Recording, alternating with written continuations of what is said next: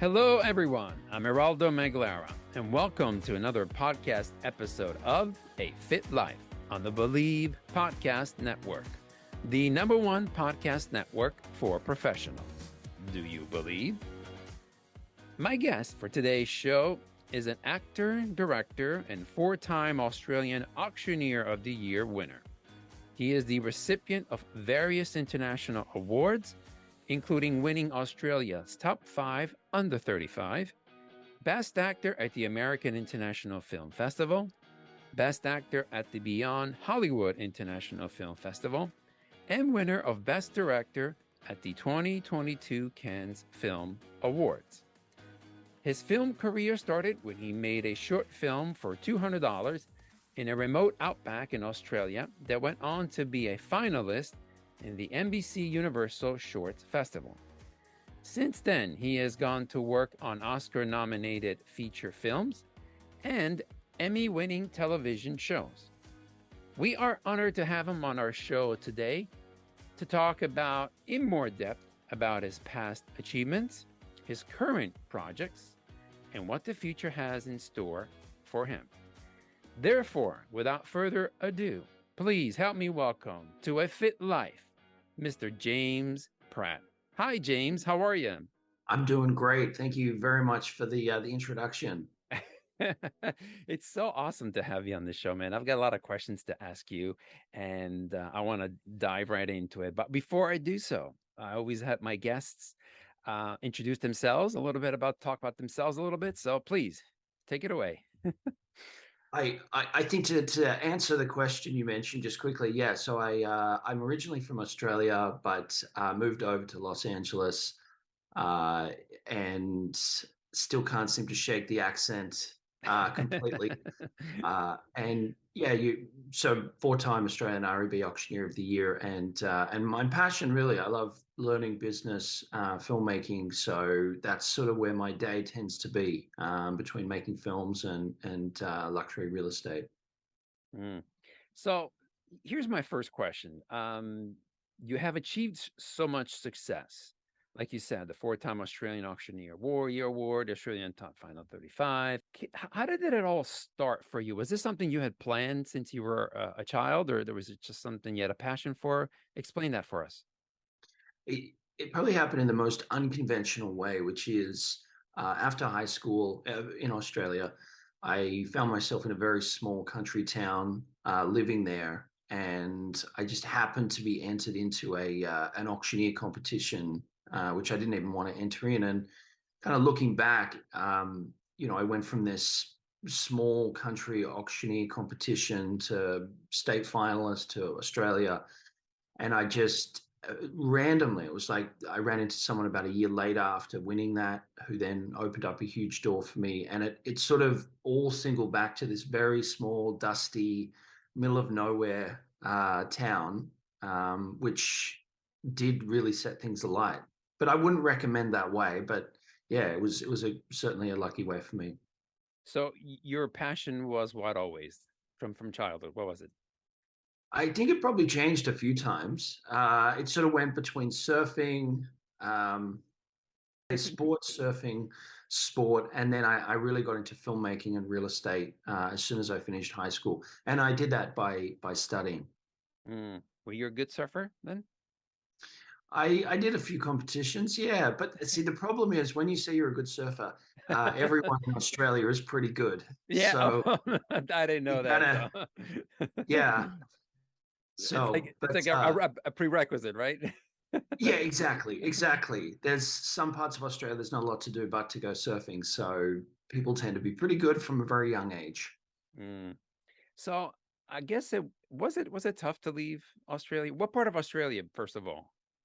So I grew up in Sydney, and then I Okay. went to a very small town about 45 minutes drive from a place called Mudgee, Okay. which I lived there for almost 2 years, which again, very different to where I was upbringing, and that seemed to be the start of everything which I went on to do. So So that's you were born, right? oh yeah, so born in Sydney, Australia. Okay. Yeah, So I guess, and now you're living in Los Angeles, right? That's where you're living correct. at. Yeah. So What was your first impression when you moved to LA? I can definitely remember this clearly because coming from someone in Australia who's done a lot of surfing and seen TV shows where they show Beverly Hills and they show Bel Air and they show all those, amazing locations. I just remember flying in, and when you come from Australia to LAX, you kind of fly, over sort of more South Central, over Santa Monica, but it's not this, golden beaches and side of LA that they show you. It's just a lot of concrete. And I just remember kind of flying over, being very amazed by the amount of concrete, but also the how vast it was. Mm, Um, and I never forget though the taxi ride that I had, because they didn't have an Uber back then. I hmm got in the taxi and the gentleman was like, "Yeah, I'm part owner of this restaurant. Come on down anytime. I'm also an actor. I drive a taxi 3 days a week." And then he was telling me his other passion is he wants to start a music label. And I think that was a real hit home about LA, where people are ambitious and they're really hustling for something. Often you get in let's say now an Uber, but then a taxi. That's all they kind of do. Like they put bread on the table, but in LA, people are very ambitious. So it was a good way to start off. I remember it. He gave me a lot of. He said his best advice, because I asked him, "Have you got any advice about this town?" And he said, "Oh, never date an actress." So that was the advice he gave me. Why, why, what was it? What was it? Yeah. Why did he ask that? I mean, what was the reasoning for that? Well, Or, he was alluding to the fact that he was, like, among a few things that he was doing. He was an actor, mm, and he was alluding to the fact that they're not the best people to date from his previous experience because he's in the same industry as them. Um, so I don't know whether he had bad experiences or whether he had just been unlucky. um, tell me a little bit about real estate auctioneering. So in countries around the world, like Australia, New Zealand, the UK, Europe, auctioning your house by auction is probably just as common as for sale. America auctions tend to be, it's a distress sale. The bank's taking the house off. It's not such a nice look. Hmm But if you go to, some of the top agents around the world for franchises like Sotheby's and Christie's, their top agents do nothing but auction. And the houses are not, distress sales. They're just, that's how you sell. So, uh, when I sort of first got into it in Australia, it was you list a property for sale, you have a 4-week campaign, and then you sell the property by auction.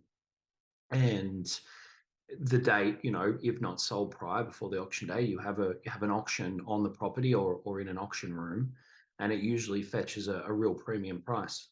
hmm what's involved? What are some of the most expensive or unique homes that you've sold?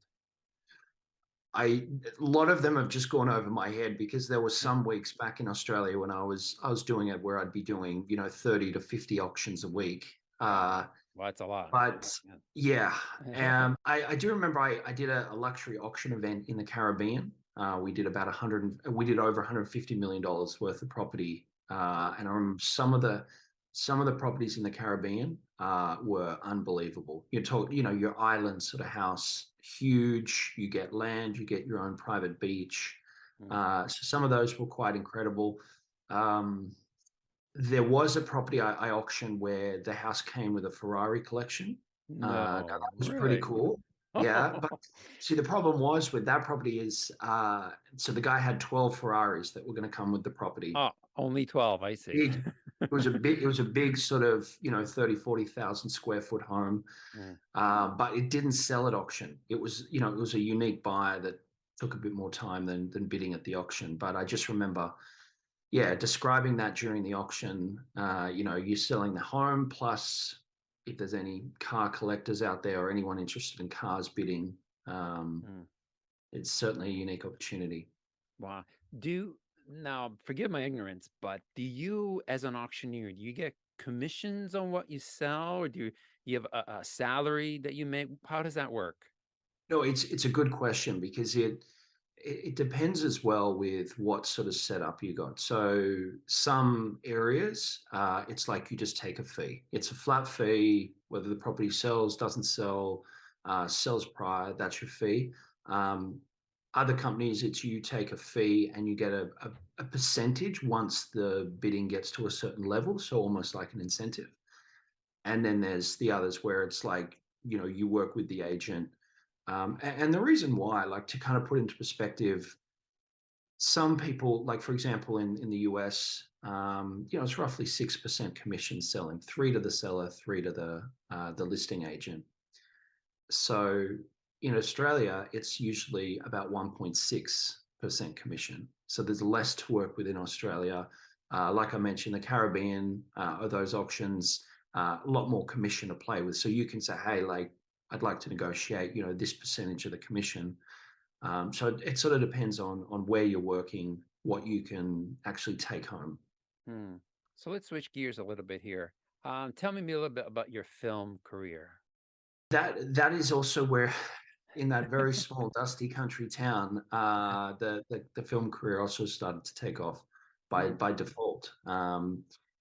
I was loving real estate and working with that, but just a side hustle I did is I made a $200 short film in the outback, and I've told this story before, but it literally looked like it had like hundreds of thousands of dollars worth of art direction because we had these sweeping vistas. There was this crop duster plane that happened to fly in the day we were shooting. um, Thousands of acres of wheat fields, and I had this camera that I'd hired. So the $200 was basically to hire the camera and then some catering. Everything else was just favors. I couldn't, yeah, I couldn't find any. I could find a couple of guys at these regional radio stations to be actors. Um, and it got into the NBC Universal Shorts Fest, which was at the time, I believe, the only Australian film that got in, and then it was a finalist. So they kind of looked at this thing and they thought, wow, you must have had a huge budget to go all the way to the middle of nowhere to shoot this thing. Uh, Yeah, it was $200. but you enjoyed it though, right? It was something fun, It right? was it was a blast. Yeah, it was a blast because it was the idea where I was learning, and I think what I really enjoyed about it was the fact that it was, I guess you could say, a younger version of myself probably would have said, no, it's too hard to do because you don't have actors, you don't have a cinematographer, you don't have this, and this. And by that stage, the version of myself was like, hey, you're going to have to be the editor, the director, the producer, by default, wearing quite a lot of hats to make it happen. And I love that because you're basically pushing yourself. And the worst thing that can happen is you learn more skills. Hmm. But Is that something that you think you'll grow even more? Is that something that you want to do?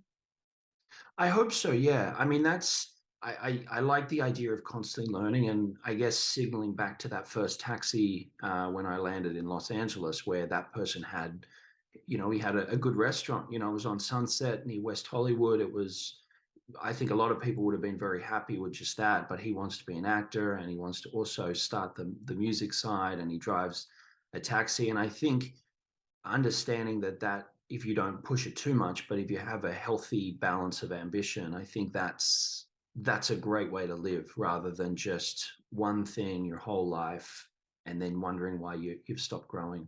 Mm. Tell me a little bit about your perception of the people in California and Los Angeles as maybe compared to the one in Australia. Give me something that you think it's strikingly different. I think a part of you in the film industry has to learn at some point to not get offended by like as soon as as soon as you get to LA. I it's I feel it's very much like day to day, because on some days you might say, hey, I've just been around a lot of people that I would probably classify as very, egocentric or disingenuous. And then the next day you'll be around people and you think, this sort of evens it out. But I think in general, the biggest difference with people in California or in Los Angeles is it's a working town. So people are there to advance themselves, and everybody's got a story. Like some people have come from Kansas, some people have come from Bel Air, some people have come from Germany. Wherever they've come from, there's an expectation. And so I think you sometimes don't get the real person. You get the person that is trying to become something else, which makes it less of a friendship or less of a communication and more of a business. I think in Australia, the difference is you get people that perhaps, I mean, the big difference with Australia is the middle class. I mean, it's quite easy to get into middle class in Australia because you have free healthcare. um, every city is technically close to the beach, meaning you can buy a property, in the lower end, and you could still drive to the beach on the weekend. Whereas understanding in America, you live in the middle, you just can't do that, or Arizona. So I Yeah. think, but at the same time, I think people in Australia tend to be a little bit less ambitious of like, there's a thing called tall poppy syndrome, which is people love you to a point, but if you start doing something that's, too good, there's a little less of that, like, we're going to get behind you. And um, I guess that's all I'll say. But yeah, tall poppy syndrome. And in America, I think, you start doing well, and I think people do sort of get behind that quite a bit, and support the person. But they've both got their pros and cons. Yeah, I totally understand. Now, coming from a former actor myself, I understand that in this particular industry, in the entertainment industry, is 90% who you know and 10% talent. That's what I was always taught. And I've gone to I met some major movie stars. I have to be honest, because I've worked on different projects. For me, it was always fascinating because not only I mean, I was looking at Schwarzenegger, for example, who was only a couple feet away from me, or looking at, Al Pacino. Al Pacino, by far, to me, he is the best. I put him at the top of my list. So, have you ever met anybody of that caliber that you were like, wow, you get starstruck, and you're like, have you met anybody like that? Well, it's interesting that you bring up Pacino, because when I was back in Australia, he came to the acting school that I was studying at one night, Oh, wow. and it kind of spread like wildfire. The acting school is called NIDA, and it's got a good reputation. Mel Gibson, Kate Blanchett. So there was a reason he came there on his Australian trip, and there was just this vibe like around the school, like he's here. Where is he at the moment? Um, the sad thing, I never got to meet him because he was very selective of what classes he was going into that night and his time. But he had an aura, like Al Pacino's in the building. Mm, So when you talk about like somebody that makes you starstruck, someone like that, De Niro, Pacino, yeah, uh, people that are, I guess you could say, like the talent really justifies the name. yeah, Uh, but then there's been other times, and just as well, LA, you can run into celebrities very, yes, very easily, whether it be at yes, Starbucks. And often it's like, I think there's a difference between somebody that's got a publicist that always makes them relevant, whether it's just, clickbait. It's not actually talent. It's just a publicist says, hey, I'm going to put your name out there for 12 months every month, whatever it is. And then you have the talent, and you sort of notice it. I remember I was on, it was called The Great Gatsby, the set, and DiCaprio, watching yes, him work. yes. And that was just unbelievable, because there was the times that I saw him work on that was like you're watching just this person that was just so zoned in, so in the zone. And the scenes that I was there for, I hadn't even seen the movie, but there was Kerry Milligan and Tobey Maguire in them.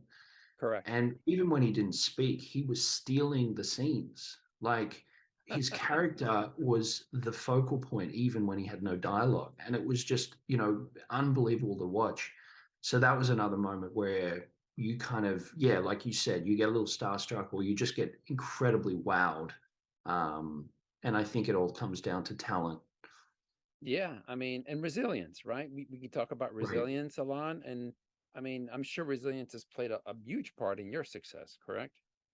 Of course, yeah. I mean, I guess you could say, like, starting from a country town to Beverly Hills is like there's been a there's been a lot of walls in the middle. It hasn't just been like a plane ticket. Wow. And of course, I'm sure you faced many challenges, right, along the way. Of course, yeah, a lot. Because I think the big thing about the anything you do, like the bigger the risk, the bigger the reward. But there's also like the bigger the risk you take, the further you fall if it doesn't work out. Mm, So I think that's something that sometimes I've taken jump or leaps and jumped and it hasn't quite landed, and you right. feel the fall a bit more. Uh-huh. But then there's other times when you take the same leap and it works out, and you kind of jump or leapfrog, 4 or 5 places. Right. So here's something that I wanted to ask you. Since this is a podcast on more on the fitness level, but you said you are a surfer. So in order to be a surfer, you have to be in shape, correct? I mean, any sport that you do, you got to be in shape. So was there some sort of a regimen that you had to endure, or something that you practiced in order to become a good surfer? Or Yeah, it's a good question because I'm laughing when you say you have to get in shape because you're not wrong. You're not wrong right, because it's one of the few sports I think, golf and many other sports, you can be out of shape and you can still, have a great round of golf or play a great game, correct, whatever. right. But surfing, a lot of cardiovascular sort of working or workout that you do, I think you Hmm. have to have a level of fitness. Um, the main thing with surfing is I think you have to first of all get your breathing under control. And I'll go back to that in a second. But the reason why I sort of single that out first of all is, everything's unpredictable. Like you might go for a surf one day and it's 3 feet. You might go for a surf the next day and it's 10 feet. But you have to be able to, duck dive, hold your breath, and be prepared to get, 3 or 4 sets on the head, and then still be paddling. So that level of fitness that you're talking about, which first of all, if you're not fit and you get 3 sets on the head, you're going to start having trouble breathing. Of course. Um, so getting yourself in that particular or getting yourself in shape where you can first of all just be out there, I think is the main thing. A lot of paddling, and also just strengthening your back. A lot of people don't realize, but it actually, for me, what really helped a lot is I got into swimming at a young age where, you're swimming, 2-3 kilometers a day, in the pool at the gym instead of, say, lifting weights, but you're actually getting your back really, really well aligned. And the spinal cord as well. Like you can tell a swimmer's body, is their spine straight. And Hmm. if it's curved like that, just get them in the pool and then They'll straighten they'll out. have a Yeah, straight spine after a couple of months training. Um, but I think those two are really big things to keep in consideration. Yeah, your fitness to be able to obviously duck dive, and then swimming is a great thing for back muscles and strengthening it. of course. Do you continue to exercise up to today, or is there some special you do? Or I would love to say more. My biggest problem at the moment is just I was so spoilt as living in Australia where you can access the beach. I feel, if you're in LA, you have to either leave early to go up the PCH to get to Malibu, or Mhm. you have to stay in Malibu for most of the day as you come back on the traffic. So there's probably a little less surfing than I would love, but um, I dream. I dream for it to change. All right, so here's my question out of left field here for you.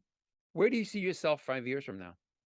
I'd love to say with the same hunger to keep learning what I'm learning at the moment in the film industry, and looking at technology, something to invest my time in now, learning about technology, AI, to apply that to film and real estate more. Hmm. So you see yourself as a success in both industries. Yeah, I mean my plan at the moment, without sounding arrogant, would be to take what I've learned with the real estate and look to partner that more with technology, so that it's not saying, hey, I learned it and I'm never going to use it again. And to dive deeper into the film industry with, partnering up with on the producing, the directing side with implementing AI and technology, even if it's just the small things like investing and learning. There's a great program, Adobe Firefly. You can sort of see what that can do with editing now is like 12 years ahead of, in one go. Basically, the what it's planning on being able to do is like 12-year leap. So if you can master Firefly, all of a sudden you're going to be, in a position to be able to really do good work. Couple more questions. Anything of advice that you can give to anybody who is thinking about either going into an auctioneering field or the entertainment field? What would that advice be? I would say the advice would be is do it for the right reasons. I mean, you had a very good point before, which I'd love to get your opinion actually after this question too on, California and your experience and how you sort of talk about people. But I think both industries, there's going to be times when it's not going to have the luxury of, for example, you look at, and I'm throwing out an example, but let's say you're a doctor or a lawyer, Hmm. you're on a salary. You can plan out things such as holidays. There's a level of stability. And I think if you're in the entertainment industry or even the auctioneer industry where you want stability, but you also want to do it, be an actor or director, writer, whatever it is, I think you have to be honest with yourself that there's not going to be that stability. Like there's not going to be that, well, like I'll have 12 months this year, 12 months that year of the same income and I can get a house and a mortgage. You're going to have to ride a roller coaster. And the days that you don't enjoy it, it's like, well, would I prefer to be riding this roller coaster doing what I want to do, or would I prefer to be playing it, slightly more stable? And that's a choice for you. But I think people have just got to be honest because, yeah, I have met a lot of people in LA and from Australia as well, and they think it's like Entourage, or they think it's like a TV show where you know, everybody's kind to you, everything comes to you, and you just sit around and wait for the phone to ring and go to parties. And it's a business, and it has a lot of ups and downs. Yeah, I think that's the thing that most people don't realize that it is a business. The ones that really want to, you know what I mean, make a difference and really have no limitations. I mean, it's a tough business, but whatever you choose, it's like really bad. I mean, it's tough. I think the thing that people don't understand as well, and you said it before, like 90% of the people 10% talent. I think there's that moment as well where you have to look at it like, and I go back to again the dentist, which is you study really well as a doctor. You get good marks, throughout all your, practical and theory study. You'll get a good job at the end. Like a good hospital or a good private practice will take you on. The thing about the entertainment industry is you can do everything right, and then the person that is a part-time gym instructor who doesn't even want to be an actor suddenly gets an audition to be in a pilot and then gets the lead role with no acting experience. Or it could be nepotism, or it could be the person who's family. I mean, the one thing I see a lot is a lot of people, they come from all over, but their family funds the film, as long as their son or daughter is the lead role. And no one knows but them. But it's like, in a lot of cases, the person that's waiting for, tables every day for 3 years straight, hoping for their big break, looks at that and think, it's not fair. That's the industry you're going into, where everybody's, they've got their own little way of trying to maneuver. And I think you have to be comfortable with that rather than fight it. Yeah, rejection. Listen, you're going to get rejected no matter what you do in life. It's just that the people that can take that rejection and turn it into a positive experience or a positive energy, I think are the ones that are going to probably be, successful. And yeah, enjoy what you do, right? That's the key. So Enjoy the ride. Yeah. enjoy the ride while it lasts. So, uh, two more questions. Social media. I'm sure you have a social media presence. Share with our audience what your social media handles are. If anyone wants to connect, love to chat anytime. For Instagram, James_Pratt7. Twitter is the same, James_Pratt7. YouTube, James Pratt Official, and LinkedIn, James Pratt Official. So, And, and if people want to reach out to you through a cell phone or whatever, what is that number? I think the best thing is probably just email. And I only say that because if you reach out to me, there's a chance I may be in Canada or Australia or the US at some point during the year. I don't want you to be charged like, $10 for voicemail. Right. Uh, but the best way, just prattfilms@gmail.com, all lowercase. Okay, awesome. Well, listen, James, this has been a pleasure. It's been an honor. I've enjoyed every single minute of it. I wish you nothing but the best. And if there's anything I can do for you, you let me know. But thank you. Thank you so much for being on the show again. And I am sure I will see you somewhere up in lights somewhere. And when I do, I'm going to come and see you for You should sure. go surfing. I look forward to surfing. Yeah. All right, James. Thank you so much for being on the show, and best of luck for everything. Thank you very much. I really appreciate having the chat. Okay. Thank you, James. Bye bye. Well, that is it for this episode of A Fit Life. I want to thank our guest again, Mr. James Pratt, for a very interesting conversation. I hope you all enjoyed it as much as I did. And if you did, please subscribe and rate this show on iTunes. We are available on iTunes, Spotify, Google Play, Stitcher, Luminary, and TuneIn. You can find us at Believe.com and at Believe Podcasts. Any comments or questions you'd like to submit, you can do so at Geraldo Meglara on Instagram and Twitter. In closing, if you're interested in advertising on this show, please contact Believe at Believe.com. For A Fit Life, I am Geraldo Meglara, here on the Believe Podcast Network, the #1 podcast network for professionals. Do you believe?